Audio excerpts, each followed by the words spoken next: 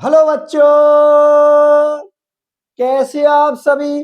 तो बेटा आज के इस लेक्चर में मैं आप लोगों के सामने डिस्कशन करूंगा समन्वय संख्या 4 के चतुष्फलकीय संकुलों में प्रकाशिक समावयवता और समन्वय संख्या 6 के अष्टफलकीय संकुलों में हम प्रकाशिक समावयवता को पढ़ेंगे। देखो बच्चों, आप लोगों को पता है कि इससे पहले वाले लेक्चर में हम लोगों ने प्रकाशिक समावयवता को स्टार्ट किया था। तो इससे पहले वाले लेक्चर में मैंने प्रकाशिक समावयवता के बारे में जितने भी उसकी बातें हैं, जितना भी उसका बेसिक है, वो बिल्कुल कंप्लीट करवा दिया। अब आज के इस लेक्चर में जो हम लोग डिस्कशन करेंगे, वो हम डिस्कशन करेंगे प्रकाशिक समावयवता के अंदर ही, क्या जिनकी समन्वय संख्या 4 होती है ना, जैसे चतुष्फल के संकुल होते हैं, उनमें हम लोग प्रकाशिक समावयवता को पढ़ेंगे। और समन्वय संख्या 6, अब आपको पता है जिनकी समन्वय संख्या 6 होती है उनकी आकृति क्या होती है, अष्टफल की होती है। तो समन्वय संख्या 6 के अष्टफलकीय संकुलों में हम लोग प्रकाशिक समावयवता को पढ़ेंगे। और आज के इस लेक्चर में बच्चों हम प्रकाशिक समावयवता को कंप्लीट कर लेंगे। और इसी के साथ आप लोगों की ये समावयवता वाला जो टॉपिक है ना, वो भी इस लेक्चर में आप लोगों का बिल्कुल कंप्लीट हो जाएगा। फिर अगले लेक्चर में हम अगले नए टॉपिक के बारे में डिस्कशन करेंगे। तो सभी बच्चे मेरे साथ वीडियो में लास्ट तक बने रहना। जैसे ही मेरा लेक्चर कंप्लीट होगा, ये टॉपिक बच्चों आप लोगों को बहुत अच्छी तरीका से समझ में आ जाएगा। चलो ठीक है, स्टार्ट करते हैं। तो पहले तो मैं आप लोगों के लिए थोड़ा बेसिक बता देता हूं। देखो बच्चों, आप लोग अच्छी तरीका से जानते हो कि जिनकी समन्वय संख्या 4 होती है, मतलब मेटल से 4 लिगेंड जुड़े होते हैं। भाई समन्वय संख्या किसको बोलते हैं? कि मेटल से जितने लिगेंड जुड़े होते हैं उसी को हम लोग क्या बोलते हैं? समन्वय संख्या। तो जिन संकुलों की समन्वय संख्या 4 होती है, उनकी आकृति या तो क्या होती है? समतल वर्गाकार, या फिर उनकी आकृति क्या होती है? चतुष्फलकीय। लेकिन आप लोग अच्छी तरीका से जानते हो क्या जो समतल वर्गाकार आकृति होती है उसमें प्लेन ऑफ सिमेट्री प्रेजेंट होती है। और उसमें प्लेन ऑफ सिमेट्री प्रेजेंट होने की वजह से, मतलब सममिति का तल उपस्थित होने की वजह से, वो प्रकाशिक समावयवता को प्रदर्शित नहीं करती।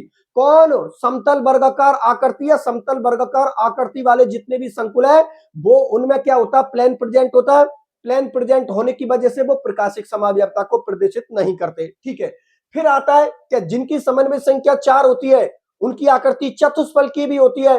तो जो चतुष्फलकीय संकुल होते हैं ना, वो प्रकाशिक समावयवता को प्रदर्शित करते हैं। लेकिन उनकी भी कंडीशन बना रखी है। उनकी ये कंडीशन बना रखी है कि मेटल से जुड़े चारों लिगेंड आप लोगों के अलग अलग होने चाहिए।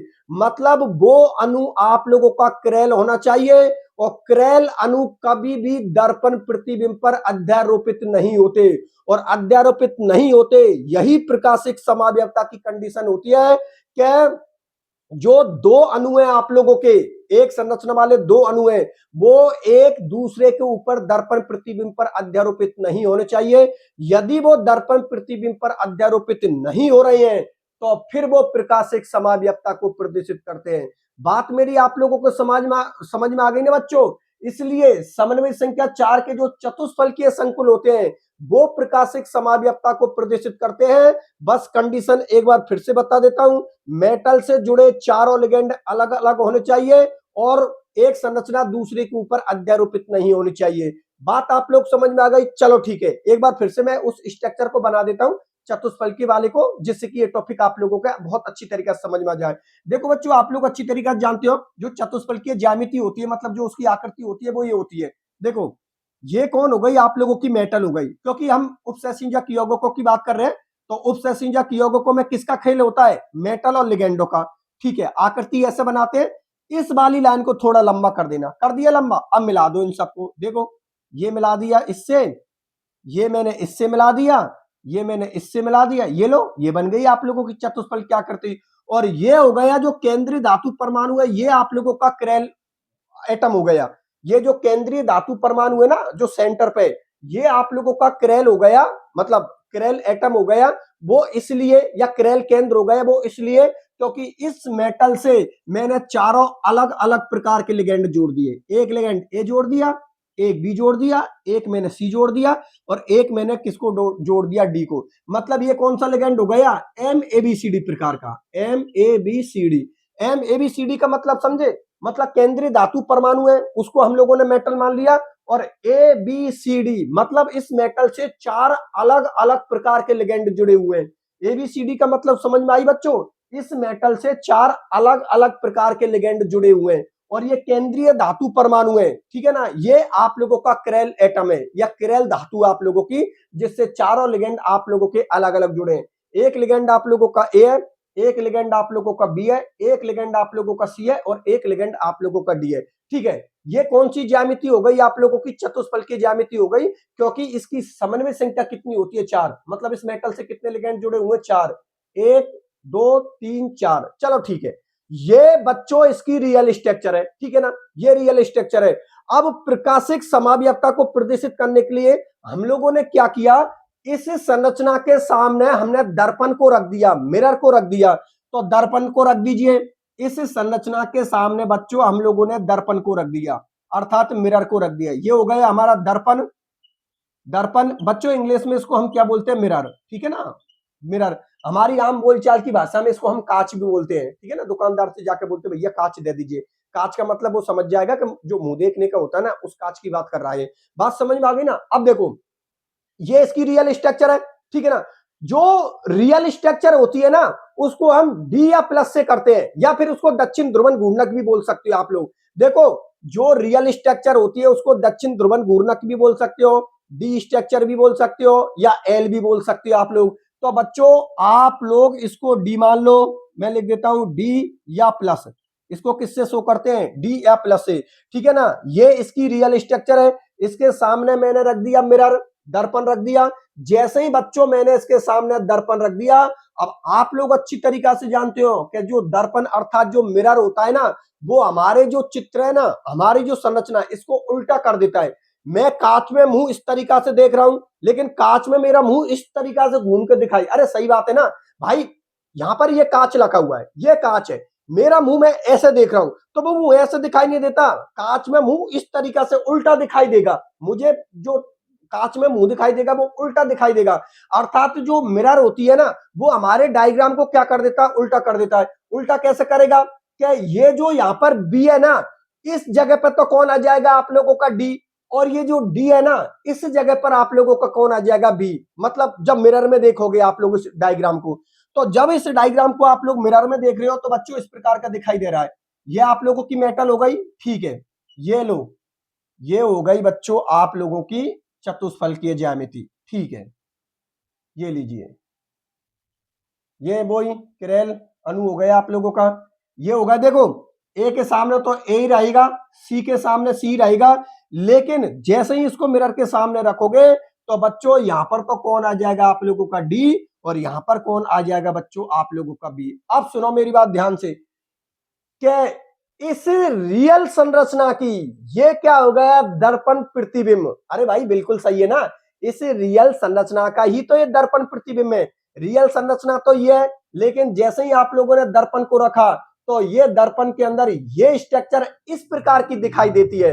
तो ये हो गया इसका दर्पण प्रतिबिंब, दर्पण रूप, या वाम ध्रुवन घूर्णक बोल सकते हो, जिसको बच्चों हम किससे प्रदर्शित करते हैं? एल या माइनस से, ठीक है ना।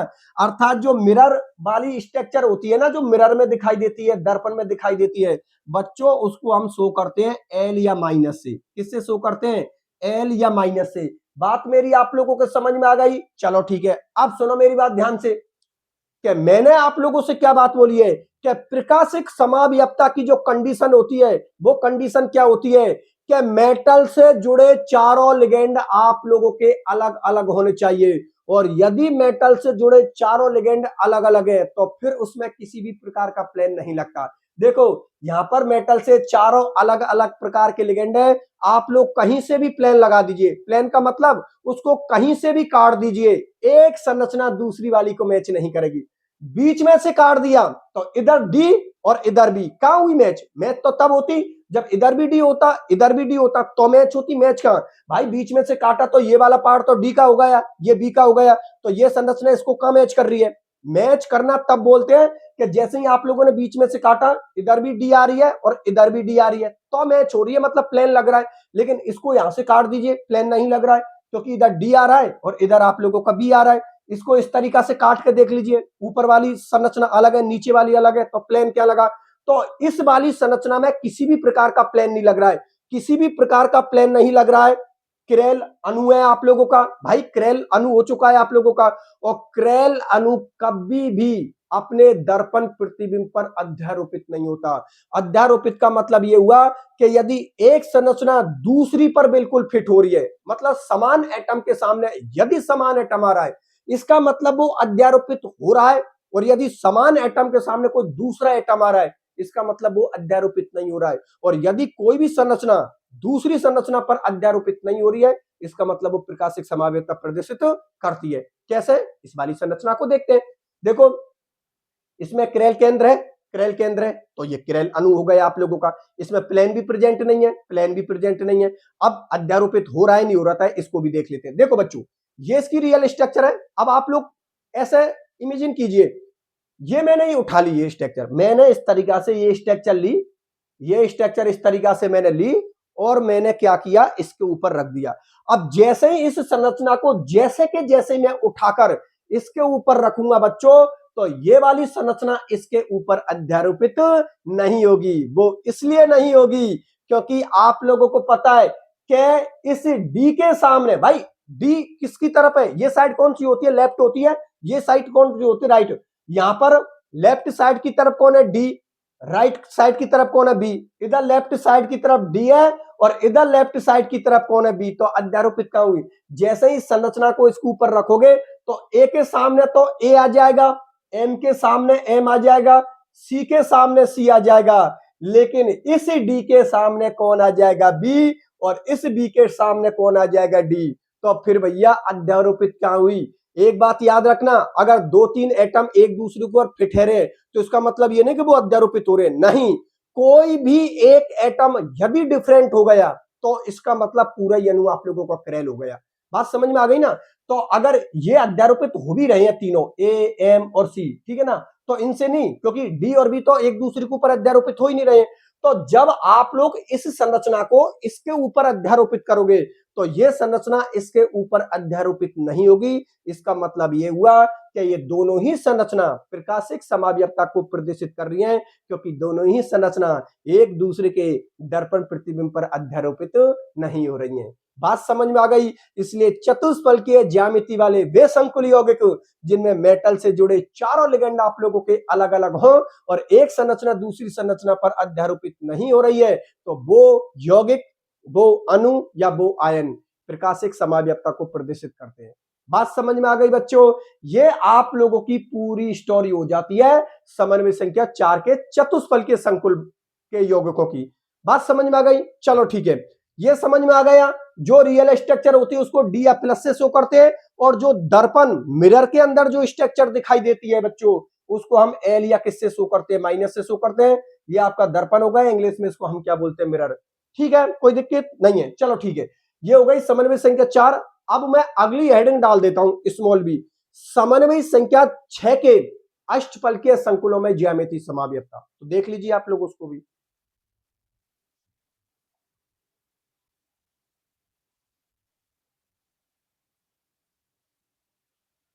अच्छा, मैं ज्यामितीय समावयवता बोल दे, ज्यामितीय समावयवता नहीं, प्रकाशिक समावयवता। ठीक है ना? कॉमन सेंस लग रहा है कि भाई प्रकाशिक समावयवता ही चल रही है हमारी।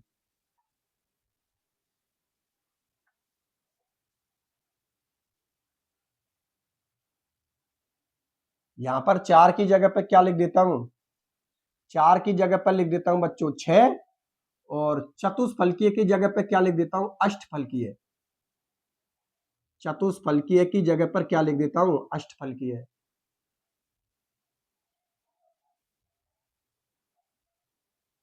चतुष्फलकीय की जगह पे क्या हो गया आप लोगों का? अष्टफलकीय। तो क्या हो गई? समन्वय संख्या 6 के अष्टफलकीय संकुलों में प्रकाशिक समावयवता। देखो बच्चों बोर्ड की तरफ, ये हो गई हम लोगों की स्मॉल बी हेडिंग। ठीक है ना? स्मॉल ए में हम लोगों ने डिस्कशन किया था समन्वय संख्या 4 के चतुष्फलकीय संकुलों में प्रकाशिक समावयवता, और स्मॉल जो बी हेडिंग हो गई हम लोगों की, वो हो गई समन्वय संख्या 6 के अष्टफलकीय संकुलों में प्रकाशिक समावयवता। क्योंकि हम लोग अच्छी तरीका से जानते हैं कि जिन मेटलों की समन्वय संख्या 6 होती है उनकी आकृति क्या होती है बच्चों, अष्टफलकीय होती है। इनके अंदर हम लोगों को प्रकाशिक समावयवता को समझना है। तो देखो ध्यान से समझना, अभी मैंने आप लोगों से एक बात बोली थी कि चतुष्फलकीय संकुल प्रकाशिक समावयवता को तभी प्रदर्शित करेंगे जब मेटल से चारों लिगेंड आप लोगों के अलग अलग जुड़े होंगे। मतलब ये कंडीशन बता दी कि चतुष्फलकीय ज्यामिति के अंदर या चतुष्फलकीय संकुल प्रकाशिक समावयवता को तभी प्रदर्शित करेंगे जब मेटल से जुड़े चारों लिगेंड आप लोगों के अलग अलग होने चाहिए और जो अणु है वो आप लोगों का क्रेल होना चाहिए और एक अणु दूसरे के ऊपर अध्यारोपित नहीं होना चाहिए। यह कंडीशन चतुष्फलकीय संकुलों में देखी थी। अष्टफलकीय संकुलों के लिए क्या कंडीशन है? अष्टफलकीय संकुलों के लिए बच्चों ये कंडीशन है कि अष्टफलकीय संकुल प्रकाशिक समावयवता को तभी प्रदर्शित करेंगे जब मेटल से द्विदंतुक लिगेंड जुड़े हो। एक दंतुक नहीं, मेटल से द्विदंतुक लिगेंड जुड़े हुए हैं तो ही वो किसको शो करेंगे? प्रकाशिक समावयवता को, ज्यादातर केसों में। तो ये लिख रखा है मैंने आप लोगों के सामने कि प्रकाशिक समावयवता सामान्यतः, मतलब ज्यादातर प्रकाशिक समावयवता सामान्यतः द्विदंतुक लिगेंड युक्त अष्टफलकीय संकुलों में पाई जाती है। बात मेरी आप लोग समझ में आ गई ना कि लिगेंड आप लोगों का क्या होना चाहिए? द्विदंतुक। आप लोग अच्छी तरीका से जानते हो द्विदंतुक लिगेंड हम उनको बोलते हैं कि एक ही लिगेंड में मेटल के साथ वो लिगेंड दो जगह से उपसहसंयोजक बंध बनाए और दोनों सम्मित होने चाहिए। सम्मित का मतलब डोनर एटम सेम होना चाहिए, दाता परमाणु सेम होना चाहिए। एग्जांपल के तौर पर ये हो गया आप लोगों का EN, एथिलीन डाइएमीन। आप लोगों को अच्छी तरीके से पता है एथिलीन डाइएमीन की ये स्ट्रक्चर होती है CH2 NH2 CH2 NH2। ये स्ट्रक्चर बच्चों किसकी होती है? एथिलीन डाइएमीन की। अब देखो ये द्विदंतुक है क्योंकि इसमें दाता परमाणु कितने हैं? दो। एक दाता परमाणु ये रहा, एक दाता परमाणु ये रहा। अरे भाई ये नाइट्रोजन मेटल के साथ उपसहसंयोजक बंध बना सकता है, ये नाइट्रोजन भी किसी भी मेटल के साथ उपसहसंयोजक बंध बना सकता है। ठीक है, तो ये हो गया द्विदंतुक सम्मित लिगेंड। सम्मित का मतलब दोनों डोनर एटम सेम है, ये भी नाइट्रोजन एटम है और ये भी आप लोगों को नाइट्रोजन एटम है। दोनों ही डोनर या दाता परमाणु आप लोगों के समान है, इसलिए इसको हम क्या बोल रहे हैं? सम्मित लिगेंड बोल रहे हैं। बात समझ में आ गई ना? और इसके 3 टाइप आप लोगों के सिलेबस में दे रखे हैं। बच्चों मैं आप लोगों के लिए बता देता हूं, अष्टफलकीय संकुलों के अंदर 3 टाइप आप लोगों के सिलेबस में दे रखे हैं। एक टाइप तो आप लोगों का ये दे रखा है MA का होल थ्राइज, एक टाइप तो आप लोगों का ये, एक है आप लोगों का MA को होल ट्वाइज X2 प्रकार, एक प्रकार आप लोगों का ये हो गया और एक हो गया बच्चों MAX2/2 प्रकार। मतलब ये 3 प्रकार हम लोगों के सिलेबस में दे रखे हैं। तो इन तीनों ही टाइप के बारे में या प्रकार के बारे में मैं आप लोगों के सामने डिस्कशन करूंगा जो कि किसमें दे रखे हैं? समन्वय संख्या 6 के अष्टफलकीय संकुलों में। बात समझ में आ गई? चलो ठीक है, बहुत अच्छी बात है। ठीक है, अब मैं आप लोगों के सामने ये पहली हेडिंग ले लेता हूं, फिर इसके कुछ एग्जाम्पल दे रखे, उन एग्जाम्पलों को भी करवा दूंगा। ठीक है ना? पहले तो ये बात बताओ, इसको हेडिंग डालने से पहले मैं फिर बता देता हूं आप लोगों के लिए, ये कंडीशन बच्चों आप लोगों को पता होना चाहिए। कंडीशन क्या है कि समन्वय संख्या 6 के जो अष्टफलकीय संकुल होते हैं वो प्रकाशिक समावयवता तभी प्रदर्शित करेंगे जब मेटल से द्विदंतुक लिगेंड जुड़े हों। बात समझ में आ गई ना? ये बात प्रत्येक बच्चे को पता होना चाहिए। ये कंडीशन है अष्टफलकीय संकुलों के लिए। ठीक है, अब मैं पहला टाइप की हेडिंग डाल देता हूं, तो बोर्ड की तरफ देखते रहना आप लोग।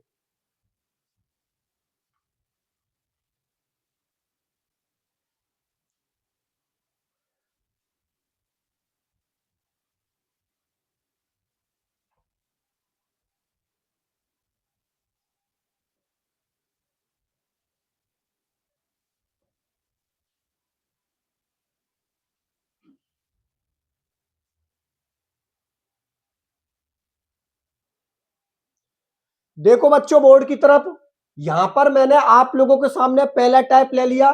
पहला टाइप है आप लोगों का MA को होल थ्राइज प्रकार। मतलब इस मेटल से कितने द्विदंतुक लिगेंड जुड़े हुए हैं? 3 द्विदंतुक लिगेंड जुड़े हुए हैं। ठीक है ना? ये प्रकार है। यहां पर कोई एक एग्जांपल ले लिया मैंने। एग्जांपल कौन सा लिया है? COEN का होल थ्राइज।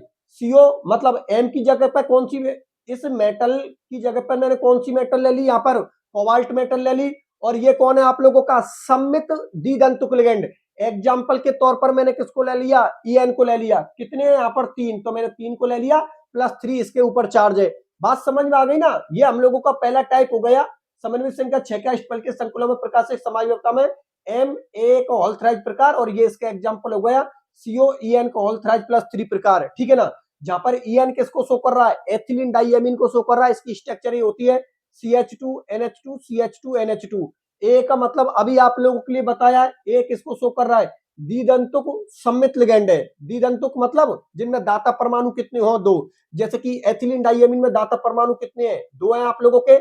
यहाँ पर नाइट्रोजन मेटल के साथ उपसेसिन जगबंध बना सकता है, यहाँ पर नाइट्रोजन मेटल के साथ उपसेसिन जगबंध बना सकता है। और सम्मित लिगेंड का मतलब बता ही दिया, यहाँ पर दोनों दाता परमाणु आप लोगों के क्या है, समान है, तो ये सम्मित लिगेंड हो गया आप लोगों का। सुनो अब ध्यान से, अब मैं आप लोगों के सामने इसकी स्ट्रक्चर बना रहा हूं।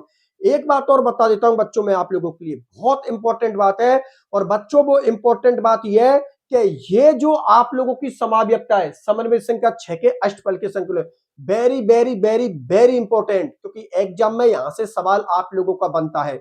ये बात आप लोग फिक्स मानना। ये जो 3 टाइप में आप लोगों को करवाने वाला हूं, एक टाइप ये रहा, एक और आने वाला और एक और आने वाला है। 3 टाइप है बच्चों। अगर सवाल समाव्यक्ता से पूछता तो वो ज्यादातर यही प्रकाशिक समाव्यक्ता से, इन्हीं तीनों टाइपों में से ज्यादातर वो पूछता है। बात समझ में आ गई ना। तो ये प्रत्येक बच्चे को पता होना चाहिए। जो भी चीज मैं आप लोगों को समझा रहा हूं, ये प्रत्येक बच्चे को पता होना चाहिए। इसलिए बच्चों मैं कर देता हूं इसको इंपॉर्टेंट। भैया ये क्या होगा, ये आप लोगों की इंपॉर्टेंट। चलो ठीक है, कर लेना आराम से, कोई दिक्कत नहीं है। सीधे सीधे से टॉपिक है। नोट्सों के अंदर ये मैंने बहुत बढ़िया तरीका से लिख रखे, तो प्रत्येक बच्चे के पास में नोट्स होने चाहिए, ठीक है। अब देखो बच्चों, ये आप लोगों की मैंने संरचना बना दी भाई, अष्टफल की आकृति बना दी। अष्टफल की आकृति के अंदर ये आप लोगों की मेटल हो गई, और यहां पर एथिलीन डाइएमीन, जो आप लोगों की एथिलीन डाइएमीन है, कितने लिगेंड है हम लोगों के, 3। एक लिगेंड मैंने यहां पर लिख दिया, ठीक है। एक लिगेंड मैंने यहां पर लिख दिया, यहां पर ये खोल के लिखा है, आप तो डायरेक्ट लिख देना, इस तरीका से एग्जामिनर समझ जाएगा। एक लिगेंड मैंने यहां पर लिख दिया, एक लिगेंड मैंने यहां पर लिख दिया, और एक लिगेंड मैंने यहां पर लिख दिया, ठीक है ना। ये मैंने इसको इसमें बड़े कोष्टक के अंदर बंद कर दिया, और इस पे कितना चार्ज है, प्लस के 3 चार्ज है। ये क्या हो गई, ये मेरी हो गई बच्चों रियल स्ट्रक्चर। जो वास्तविक संरचना है, रियल स्ट्रक्चर है, वो हो गई मेरी, जिसको मैं किससे शो कर रहा हूं, डी या प्लस से शो कर रहा हूं। अब मैंने क्या किया, इस स्ट्रक्चर के सामने बच्चों मैंने मिरर को रख दिया, दर्पण को रख दिया। जैसे इस स्ट्रक्चर के सामने मैंने दर्पण को रखा, तो ये स्ट्रक्चर बच्चों इस प्रकार की दिखाई देगी, किसमें, दर्पण में। दर्पण में ये स्ट्रक्चर दर्पण में किस प्रकार की दिखाई देगी, इस प्रकार की दिखाई देगी। मतलब ये संरचना दर्पण के अंदर उल्टी हो जाएगी आप लोगों की। ये संरचना है ना, ये रियल स्ट्रक्चर है। जैसे इस रियल स्ट्रक्चर के सामने आपने दर्पण को मिरर को रखा, तो ये स्ट्रक्चर बच्चों आप लोगों की उल्टी हो जाएगी, और दर्पण में ये स्ट्रक्चर आप लोगों की इस प्रकार की दिखाई देगी। तो जो स्ट्रक्चर हम लोग दर्पण में देख रहे हैं, कांच में देख रहे हैं, मिरर में देख रहे हैं, उसको हम किससे शो करते हैं, एल या माइनस से, जिसको हम एल या माइनस समावयवी बोलते हैं। अब सुनो मेरी बात ध्यान से, क्या ये संरचना इसके ऊपर अध्यारोपित हो रही है, इसके ऊपर बच्चों अध्यारोपित नहीं हो रही है। इसलिए ये दोनों संरचना एक दूसरे की मिरर इमेज है, अर्थात एक दूसरे की दर्पण प्रतिबिंब है। इसलिए दोनों ही संरचना प्रकाशिक समाव्यक्ता को प्रदर्शित कर रही है। कैसे, इधर देखो, एक काम करता हूं मैं बच्चों, इस स्ट्रक्चर को उठाता हूं। ये मैंने स्ट्रक्चर को उठाया और इसके ऊपर जैसे के जैसे ही रख दिया, तो अध्यारोपित नहीं होगी। क्योंकि आपको पता है ये जो चीजें हैं, ये कौन सी साइड की तरफ है, लेफ्ट राइट साइड की तरफ। भाई ये ईएन और ये ईएन इस स्ट्रक्चर में किसकी तरफ है, ये साइड राइट साइड हो गई ना। लेकिन जब मिरर में देखते हैं तो ये किसकी तरफ हो जाती है, राइट साइड की तरफ हो जाती है। तो फिर अध्यारोपित कैसे हुई भाई, समान के सामने समान कैसे आया। इसको ऐसे रखोगे तो ये अध्यारोपित हो ही नहीं रही है, क्योंकि समान के सामने समान आ ही नहीं रहा है। ये आप लोगों की रियल स्ट्रक्चर है, और दर्पण के अंदर ये उल्टी हो गई, उल्टी हो गई, तो फिर आप इसको इस पे कैसे अध्यारोपित करोगे, फिट नहीं होगी, बिल्कुल भी फिट नहीं होगी। क्योंकि ये इस स्ट्रक्चर में ये जो आप लोगों का ईएन और ईएन लिगेंड है, ये किधर की तरफ है, ये राइट हैंड की ओर, और ये किधर की तरफ है, लेफ्ट हैंड की ओर। लेकिन दर्पण में जब इस स्ट्रक्चर को देखते हैं, तो जो लेफ्ट की तरफ थे, सॉरी ये दोनों जो राइट की तरफ थे, दर्पण में किसकी तरफ हो गए, लेफ्ट की तरफ हो गए। और ये जो लेफ्ट की तरफ था, दर्पण में किसकी तरफ हो गए, राइट की तरफ हो गए। तो इस स्ट्रक्चर को जब उठाकर इसके ऊपर रखोगे तो अध्यारोपित नहीं हो रही है। अगर ये अध्यारोपित नहीं हो रही है तो अध्यारोपित नहीं होना ही तो प्रकाशिक समावयवता की कंडीशन होती है। इसका मतलब ये दोनों ही संरचना एक दूसरे की दर्पण प्रतिबिंब है या प्रतिबिंब रूप है, ठीक है ना, और ये दोनों ही प्रकाशिक समावयवता को प्रदर्शित कर रही है। बात समझ में आ गई? चलो ठीक है, बहुत अच्छी बात है। अब मैं एक एग्जांपल और ले लेता हूं जो हम लोगों के सिलेबस में दे रखा है। ये तो समझ में आ गए ना बच्चों? बस कोई दिक्कत नहीं है, आप आराम से कर लेना। ठीक है बच्चों,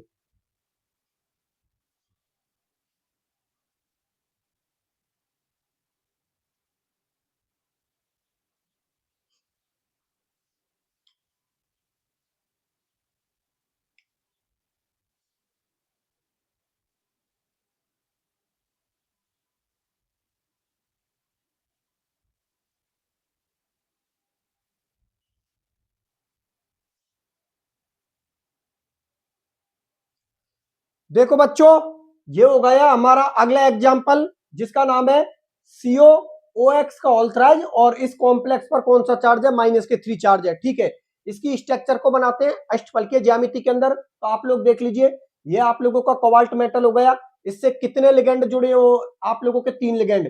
एक ओ एक्स मैंने यहां पर जोड़ दिया, एक ओ एक्स मैंने यहां पर जोड़ दिया और एक ओ एक्स मैंने यहां पर जोड़ दिया। अभी वही स्ट्रक्चर है। अभी थोड़ी देर पहले आप लोगों ने यहाँ पर एथिलीन डाइअमीन को जोड़ा था और ये OX कौन सा लिगेंड होता है बच्चों? ऑक्सोलेटो लिगेंड होता है। आप लोग अच्छी तरीका से जानते हो, OX-2 चार्ज होता है इस पर और इसकी स्ट्रक्चर होती है, ये होता है ऑक्सोलेटो लिगेंड। ये कौन सा हो गया? ऑक्सोलेटो लिगेंड, ठीक है ना। ऑक्सोलेटो लिगेंड होता है जिसकी स्ट्रक्चर होती है C+O- और यहां पर ये हो गया बच्चों आप लोगों का C+O-। ये इसकी स्ट्रक्चर होती है, ठीक है ना। ये ऑक्सोलेटो लिगेंड की क्या होती है? आप लोगों की स्ट्रक्चर होती है। शुरू की क्लासों में मैंने सारी चीजें आप लोगों के लिए बहुत अच्छी तरीके से समझा दी। देखो बच्चों, ये इस संकुल की ये रियल स्ट्रक्चर है, बिल्कुल रियल स्ट्रक्चर है, जिसको हम किससे शो कर रहे हैं? Da+ से। लेकिन जैसे ही इस स्ट्रक्चर के सामने मैं दर्पण को रखूं या मिरर को रखूं तो ये स्ट्रक्चर दर्पण में इस प्रकार की दिखाई देती है। अर्थात ये दोनों संरचना एक दूसरे की दर्पण प्रतिबिंब होती है। क्यों? क्योंकि ये दोनों ही संरचना एक दूसरे के ऊपर अध्यारोपित नहीं हो रही है। और यदि दोनों संरचना एक दूसरे के ऊपर अध्यारोपित नहीं हो रही है तो इसका मतलब ये हुआ कि ये जो आप लोगों का संकुल यौगिक है ये बच्चों प्रकाशिक समावयवता को प्रदर्शित कर रहा है। बात समझ में आ गई? क्योंकि जब आप इस स्ट्रक्चर को ऐसे उठाकर इसके ऊपर रखोगे तो बच्चों ये संरचना इसके ऊपर अध्यारोपित नहीं होगी।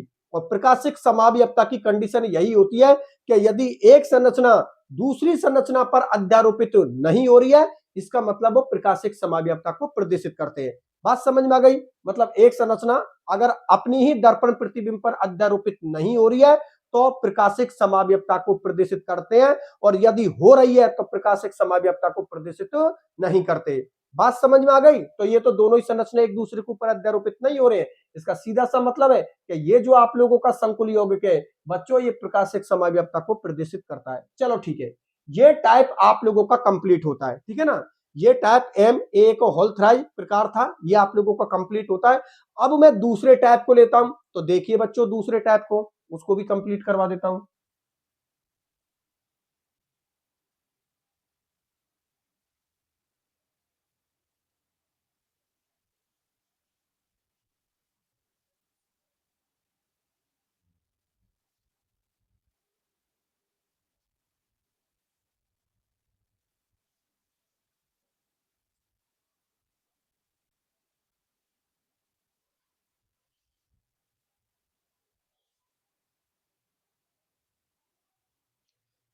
देखो बच्चों बोर्ड की तरफ, ये हो गया आप लोगों के दूसरे नंबर का टाइप जिसका नाम है MA का होल ट्वाइज X2 प्रकार। या मतलब ये मेटल है आप लोगों की, इस मेटल से आप लोगों का कोई द्विदंतुक लिगेंड जुड़ा हुआ, सममित द्विदंतुक लिगेंड। ए का मतलब समझे, दोनों दाता परमाणु उस लिगेंड के अंदर क्या होने चाहिए? सेम होने चाहिए, ठीक है ना। और X2 प्रकार मतलब जो आप लोगों के एक दंतुक लिगेंड है ना वो आप लोगों के सेम होने चाहिए। तो ये एक दंतुक लिगेंड आप लोगों के सेम भी हो सकते हैं और डिफरेंट भी हो सकते हैं। इसलिए ये टाइप इस प्रकार का भी हो सकता है MA को होल ट्वाइज और X2 की जगह पर XY प्रकार भी हो सकता है। मतलब ये दोनों लिगेंड आपको समान भी हो सकते हैं। ये जो आप लोगों के दो एक दंतुक लिगेंड है ना ये आप लोगों के समान भी हो सकते हैं और ये आप लोगों के डिफरेंट भी हो सकते हैं। तो ये टाइप बोल दो या ये टाइप बोल दो, ठीक है ना। तो एक जो दूसरे नंबर का टाइप होगा वो हो गया एम ए को होल्टवाज x2 प्रकार या एम ए को होल्टवाज xy प्रकार। बात समझ में आ गई? चलो ठीक है। अब देखो बच्चों, ये जो टाइप है ना, ये इन तीनों टाइपों के अंदर सबसे इंपॉर्टेंट है।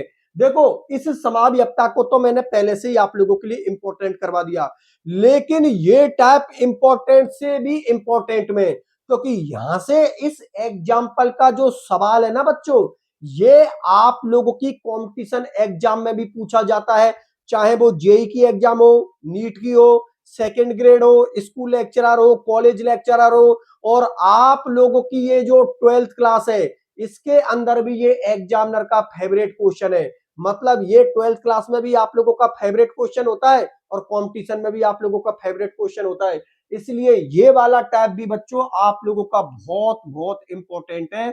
आप लोग पेपर उठा के देख लेना, इसको कई बार एग्जाम में पूछ रखा है सामने वाले ने, तो आप लोग अच्छी तरीका से कर लेना। चलो ठीक है, इसको समझते हैं। देखो बच्चों, इसका मैंने एग्जाम्पल ले लिया, मेटल की जगह पे मैंने कोबाल्ट को ले लिया, यहां पर मैंने एथिलीन डाइएमीन को लिगेंड को ले लिया, कितने हैं हम लोगों के? 2, ठीक है ना।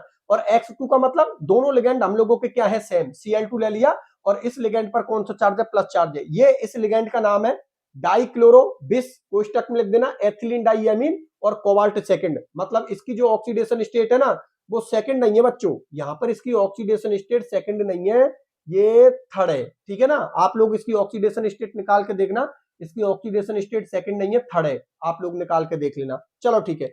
अब देखो ध्यान से समझना, इसके मैं दोनों रूप बनाता हूं, एक में इसका ट्रांस रूप बनाता हूं, एक में इसका सिस रूप बनाता हूं। ध्यान से समझ कर चलना बच्चों। इस संकुल का ये जो संरचना बनाई है मैंने, ये बनाई है इसकी मैंने ट्रांस संरचना। ट्रांस का मतलब समान समूह विपरीत दिशा में होने चाहिए। कैसे? ये Cl ऊपर की तरफ, ये Cl नीचे की तरफ। अब एथिलीन डाइएमीन कितने हम लोगों के? 2। ये एथिलीन डाइएमीन हमारा किधर की तरह है? लेफ्ट की तरफ, और ये एथिलीन डाइएमीन हमारे किधर की तरफ है? राइट की तरफ। मतलब समान समूह विपरीत दिशा में, एक लेफ्ट की तरफ, एक राइट की तरफ, एक ऊपर एक नीचे। अब आप लोगों को पता है समान समूह विपरीत दिशा में होते हैं, तो वो कंडीशन किसकी होती है? ट्रांस की, हम लोग अच्छी तरीका से जानते हैं।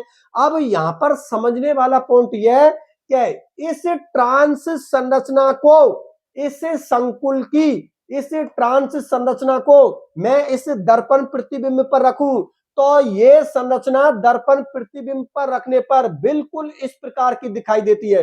अब देखो इस संरचना में और इस संरचना में बच्चों कोई भी अंतर नहीं है। आप लोग देख लो, इस संरचना को देख लो और इस संरचना को देख लो, ये दोनों संरचना आप लोगों की सेम है, ठीक है ना। ये संरचना और ये संरचना बिल्कुल एक दूसरे को मैच कर रही है। इसका मतलब ये हुआ कि यदि इस संरचना को मैं यहां से उठाऊं और इसके ऊपर रख दूं, तो इसके ऊपर ये बिल्कुल फिट हो जाएगी, अर्थात ये संरचना इसके ऊपर क्या हो जाएगी? अध्यारोपित हो जाएगी। और यदि ये संरचना इसके ऊपर अध्यारोपित हो गई बच्चों, तो ये संरचना फिर प्रकाशिक समाव्याप्ता को प्रदर्शित नहीं करती। बात समझ में आ गई ना। इस संकुल का ये जो ट्रांस रूप है, ये बच्चों प्रकाशिक असक्रिय होता है, ऑप्टिकल इनएक्टिव होता है, अर्थात ये प्रकाशिक समाव्याप्ता को प्रदर्शित नहीं करता, क्योंकि ये दोनों संरचना एक दूसरे के दर्पण प्रतिबिंब पर क्या हो रही है? अध्यारोपित। अध्यारोपित का मतलब समान के सामने समान आ रहा है। इस स्ट्रक्चर को मैंने उठाया और इसके ऊपर रख दिया तो बिल्कुल फिट हो गई। कैसे? Cl के सामने Cl आ गया, इस CO के सामने ये CO आ गया, इस Cl के सामने ये Cl आ गया, इस En के सामने ये En आ गया, और इस En के सामने ये En आ गया, इस प्लस के सामने ये प्लस आ गया। मतलब पूरी ही संरचना जैसे ही इसके ऊपर रखी तो बिल्कुल फिट हो गई, अर्थात समान के सामने समान आ गया, एक भी एटम आपका डिफरेंट नहीं हुआ। एक संरचना दूसरे पर पूरी तरीका से फिट हो रही है, इसका मतलब एक संरचना दूसरी संरचना पर पूरी तरीका से अध्यारोपित हो रही है।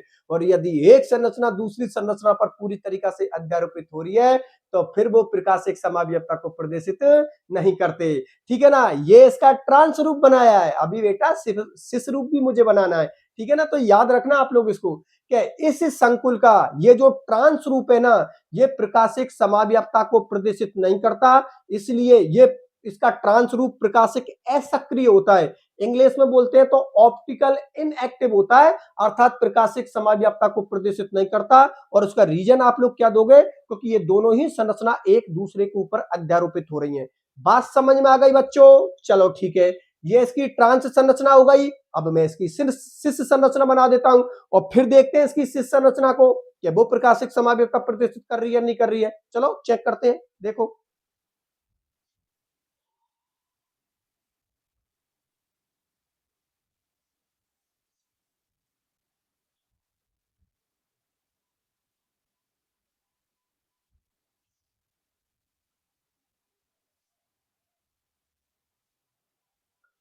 देखो बच्चों बोर्ड की तरफ, ये संरचना इस संकुल की, ये जो संरचना है ना, इस संकुल की कौन सी हो गई, सिस संरचना। अर्थात कौन हो गया, सिस डी समावयवी, जो इसकी रियल स्ट्रक्चर होती है। एक बार फिर से बता देता हूं, अभी ट्रांस वाली कंडीशन को देखा भाई, इस संकुल की जो ट्रांस वाली स्ट्रक्चर हम लोगों ने देखी थी, वो प्रकाशिक समाव्यवस्था को प्रदर्शित नहीं कर रही थी, क्योंकि उनकी दोनों संरचना एक दूसरे के ऊपर अध्यारोपित हो रही थी। अब इस संकुल की ये संरचना कौन सी हो गई आप लोगों की, सिस संरचना हो गई। यहाँ पर आप लोगों के समान समूह एक दिशा में, मतलब सीएल इधर की तरफ है, सीएल आप लोगों की इधर की तरफ है। सीएल कौन सी पोजीशन पर जुड़े हुए हैं आप लोगों की, सीएल यहाँ पर 1 2 पोजीशन पर जुड़े हुए हैं, मतलब ये कौन सी संरचना हो गई आप लोगों की, सिस संरचना हो गई। सिस के अंदर ये रियल स्ट्रक्चर है, और रियल स्ट्रक्चर को हम किससे शो करते हैं, डी से शो करते हैं। तो ये हो गई बच्चों सिस डी समावयवी, ठीक है ना, यहाँ पर मैंने प्लस लिख दिया। अब इस संरचना के सामने मैंने किसको रख दिया, दर्पण को, मतलब मिरर को रख दिया। तो जैसे ही मैंने दर्पण को रखा, तो ये वाली जो संरचना है ना आप लोगों की बच्चों, वो इस प्रकार की दिखाई देती है। मतलब ये संरचना आप लोगों की उल्टी हो जाती है, उल्टी हो जाती है। तो ये दोनों सीएल इधर की तरफ है, दर्पण के अंदर देखोगे तो इधर की तरफ दिखाई देंगे। ये जो ईएन है आप लोगों का, ये किधर की तरफ है, लेफ्ट की तरफ है भाई। ये साइड कौन सी होती है, लेफ्ट, और ये साइड कौन सी होती है, राइट। तो ये ईएन आप लोगों की कौन सी साइड है, लेफ्ट की तरफ है। लेकिन दर्पण के अंदर देखोगे तो ये वाली किधर की तरफ नजर आएगी आप लोगों को, राइट की तरफ नजर आएगी। ये आप लोगों का ईएन किधर की तरफ है, राइट की तरफ। लेकिन दर्पण के अंदर देखोगे तो ये किधर की तरफ दिखाई देगा आप लोगों को, लेफ्ट की तरफ। मतलब ये वाली संरचना दर्पण के अंदर आप लोगों को इस प्रकार की दिखाई देती है। और दर्पण के अंदर अगर हम किसी संरचना को देख रहे हैं बच्चों, तो वो सिस रूप का ही कौन सी हो गई, एल समावयवी हो गई। मतलब रियल स्ट्रक्चर का दर्पण प्रतिबिंब हो गया। अब बात हम लोगों को ये देखनी है, क्या ये प्रकाशिक समावयवता को प्रदर्शित कर रही है या नहीं कर रही है। तो चलो चेक करते हैं। चेक करने के लिए क्या करेंगे, दोनों को अध्यारोपित करवा के देखते हैं। तो देखिए, देखो इस संरचना को मैं उठाऊं, ये मैंने संरचना उठा ली और इसके ऊपर रख दी। तो जब मैं इस संरचना को इसके ऊपर रखता हूं ना बच्चों, तो ये संरचना इसके ऊपर फिट नहीं हो रही है, अर्थात समान के सामने समान नहीं आएगा। अर्थात ये दोनों ही संरचना एक दूसरे के ऊपर अध्यारोपित नहीं हो रही हैं। और यदि दोनों ही संरचना एक दूसरे के ऊपर अध्यारोपित नहीं हो रही हैं, इसका मतलब ये संरचना आप लोगों की प्रकाशिक समावयवता को प्रदर्शित करती हैं। और ये होती है बच्चों ऑप्टिकली एक्टिव, प्रकाशिक सक्रिय। क्यों, क्योंकि ये दोनों ही संरचना एक दूसरे के दर्पण प्रतिबिंब होते हैं, अर्थात ये दोनों ही संरचना एक दूसरे के ऊपर अध्यारोपित नहीं हो रही हैं। बात समझ में आ गई ना। इसलिए ये जो आप लोगों का संकुल है ना बच्चों, सीओ ईएन कोहोल्ट वाइज Cl2 प्लस, ये जो आप लोगों का संकुल है, इसका जो ट्रांस समावयवी होता है, वो प्रकाशिक समावयवता को प्रदर्शित नहीं करता, और वो होता है ऑप्टिकली इनएक्टिव। लेकिन इसका जो सिस रूप होता है, वो प्रकाशिक समावयवता को प्रदर्शित करता है, अर्थात ये होता है इसका ऑप्टिकली एक्टिव। ये इन दोनों में अंतर होता है। कितने समावयवी हुए इसके, दो, एक ट्रांस और एक सिस। ट्रांस ऑप्टिकली इनएक्टिव और cis optically active. Trans optically inactive इसलिए होता है क्योंकि उसकी एक संरचना दूसरे के ऊपर अध्यारोपित होती है। इसका सिस समावयवी ऑप्टिकली एक्टिव होता है, प्रकाशिक समावयवता को प्रदर्शित करता है, वो इसलिए क्योंकि इसकी एक संरचना दूसरी संरचना पर अध्यारोपित नहीं होती। बात समझ में आ गई बच्चों? चलो ठीक है, बहुत अच्छी बात है। अब मैं क्या करता हूं, ये आप लोगों का दूसरा टैब भी कंप्लीट होता है। अब मैं इसके लास्ट एंड फाइनल तीसरे टैब को लिख देता हूं, उसके बाद फिर ये खत्म हो जाएगी हमारी। तो देख लो बोर्ड की तरफ।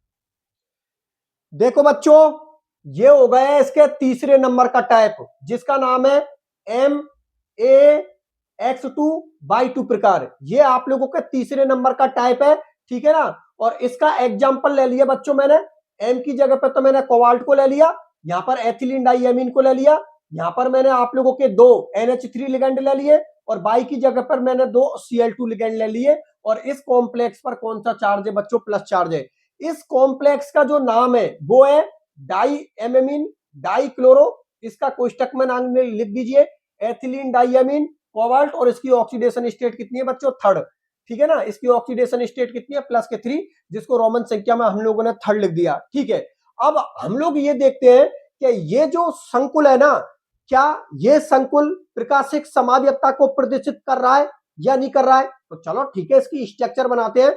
तो इस संकुल की मैंने अष्टफलकीय संकुलों के अंदर इस प्रकार की स्ट्रक्चर बना दी, मतलब अष्टफलकीय ज्यामिति के अंदर मैंने इस प्रकार की इसकी स्ट्रक्चर बना दी। ये आप लोगों की कोबाल्ट मेटल हो गई, उससे 2 NH3 लिगेंड मैंने यहां पर जोड़ दिए, 2 Cl लिगेंड मैंने यहां पर जोड़ दिए, और जो आप लोगों का एथिलीन डाइएमीन लिगेंड है वो बच्चों मैंने आप लोगों का यहां पर जोड़ दिया, ठीक है ना। तो ये इसकी रियल स्ट्रक्चर हो गई। और ये जो कॉम्प्लेक्स है ना, उस पर कौन सा चार्ज है? पॉजिटिव चार्ज है, तो ये यहां पर मैंने पॉजिटिव मतलब प्लस चार्ज लिख दिया, ठीक है ना। ये इस संकुल की ये जो संरचना है ये रियल संरचना है, ठीक है ना, वास्तविक संरचना है। और जो रियल संरचना होती है, वास्तविक संरचना होती है बच्चों, उसको हम किससे शो करते हैं? डी से। तो इसको डी रूप बोल दो, या फिर आप लोग इसको डी समावयव भी बोल दो, ठीक है। अब मैंने क्या किया, इस संरचना के सामने मैंने मिरर को रख दिया, दर्पण को रख दिया। तो जैसे ही इस संरचना के सामने मैंने दर्पण को रखा, तो ये वाली संरचना आप लोगों की दर्पण में इस प्रकार की दिखाई देती है। और दर्पण में जो संरचना दिखाई देती है बच्चों, उसको हम किससे शो करते हैं? एल से। तो ये आप लोगों का एल रूप हो गया, या फिर आप लोग इसको एल समावयवी भी बोल सकते हो। बात समझ में आ गई? अब देखिए, चेक करते हैं क्या ये संकुल प्रकाशिक समावयवता को प्रदर्शित कर रहा है या नहीं कर रहा है।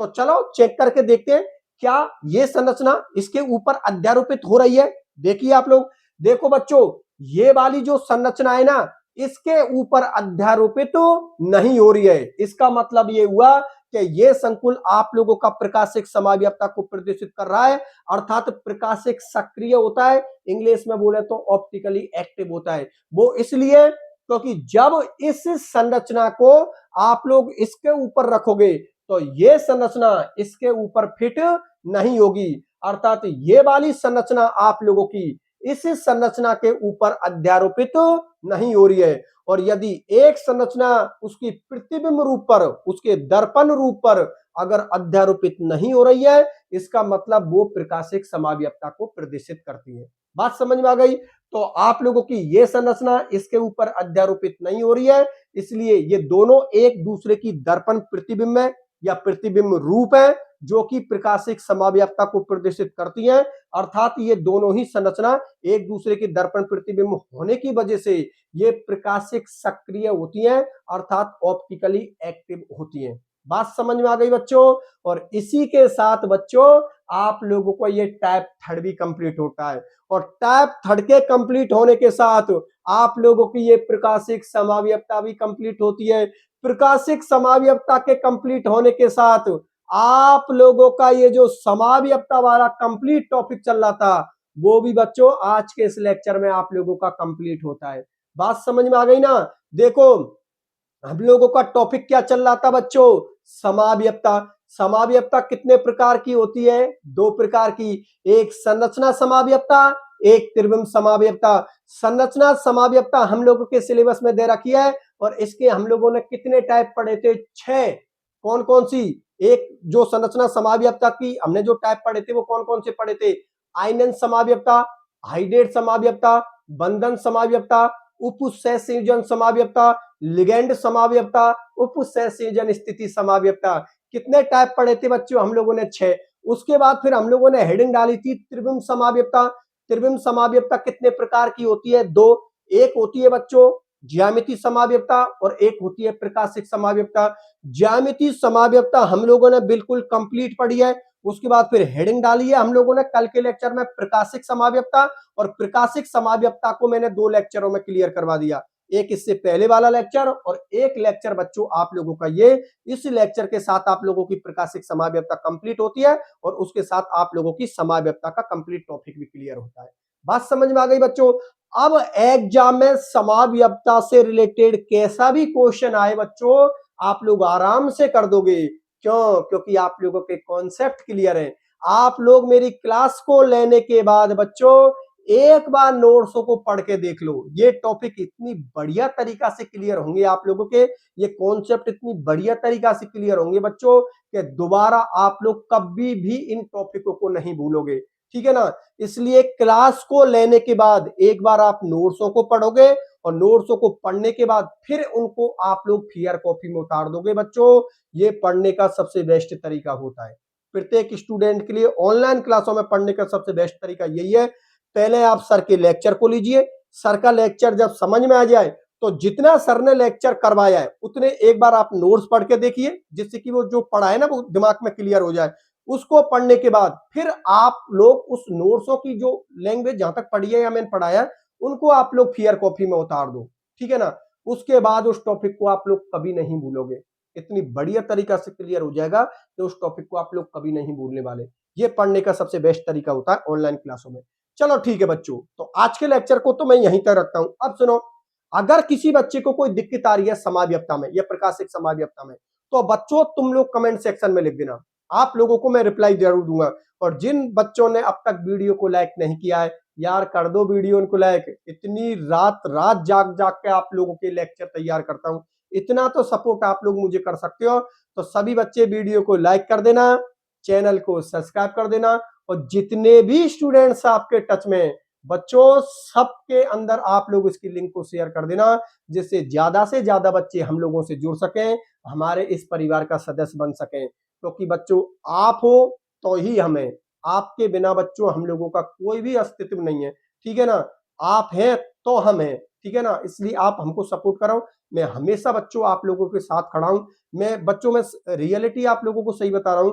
ये जितनी भी आप लोगों को क्लासेस ले रहा हूं ना, इनके लेक्चर बच्चों में रात में नोट्स पहले खुद बनाता हूं, नोट्स फिर लेक्चर को तैयार करता हूं कि बच्चों को कल क्या पढ़ाना है।